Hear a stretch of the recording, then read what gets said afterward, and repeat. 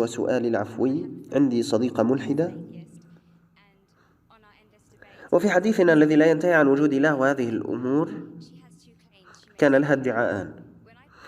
عندما واجهتها بما ذكره القرآن عن وجود الكون والعالم وكيف أنه ذكر العديد من الحقائق، قالت لي هذه الحقائق لم تكن في القرآن حصرا، بل كانت موجودة قبل القرآن. كانت هناك نصوص وكتب عن هذه الأمور حتى قبل أن يكتب القرآن، فيها معلومات تفصيلية عن الكون، أي أن هذه المعرفة لم تكن محصورة في القرآن. فكيف أرد على هذا؟ هل هي تكذب أم أن النصوص موجودة بالفعل؟ لا علم لدي. هل هذه المعلومات كانت موجودة قبل أن يكتب القرآن؟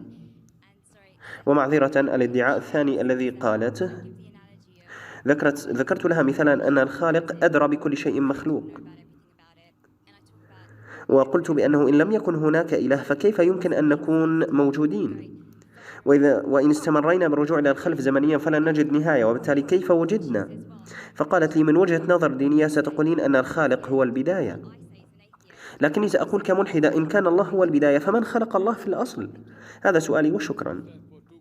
الأخ ذكر سؤالين سأعلق عليهما. السؤال الأول، جميع ما ذكر في القرآن كان قد ذكر من قبله، فما هو الجديد إن كانت هناك نصوص وكتب أقدم منه؟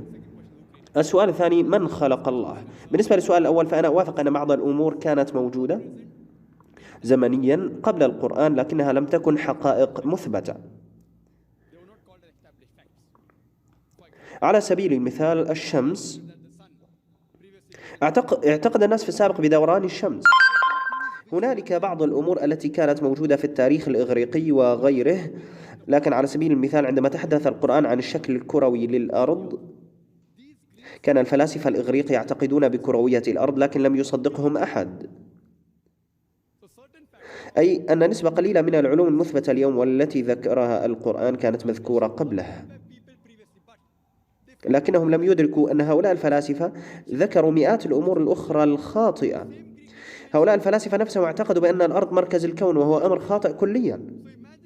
لو أن 100 نظرية قد ذكرت من قبل وجاء محمد صلى الله عليه وسلم واختار النظرية الوحيدة الصحيحة، هذا غير ممكن.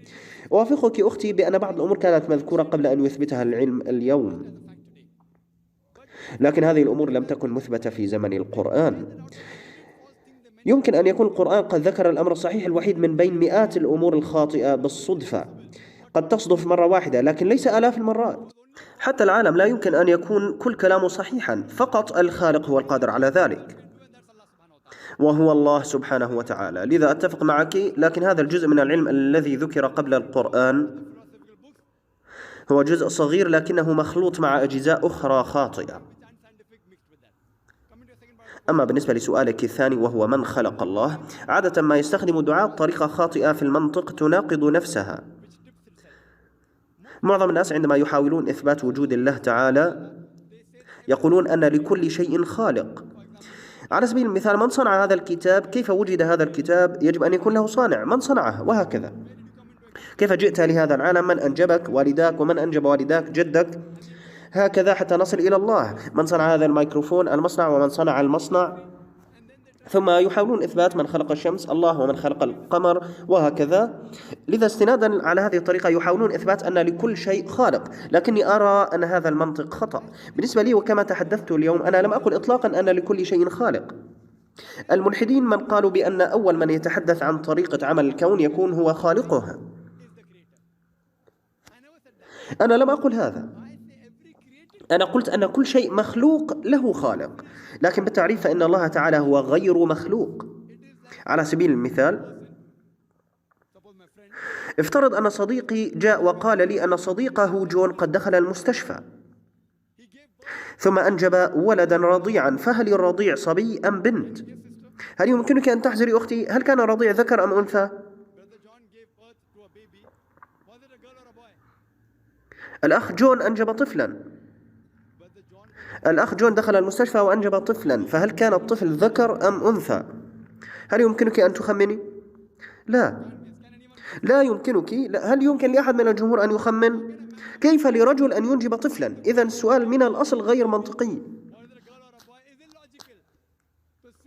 وبنفس المنطق فإن تعريف الله أنه غير مخلوق، في اللحظة التي نسأل فيها من خلق الله، فإن الذي نسأل عنه ليس الله. الله غير مخلوق، الله بالتعريف غير مخلوق، لأن الله لا خالق له.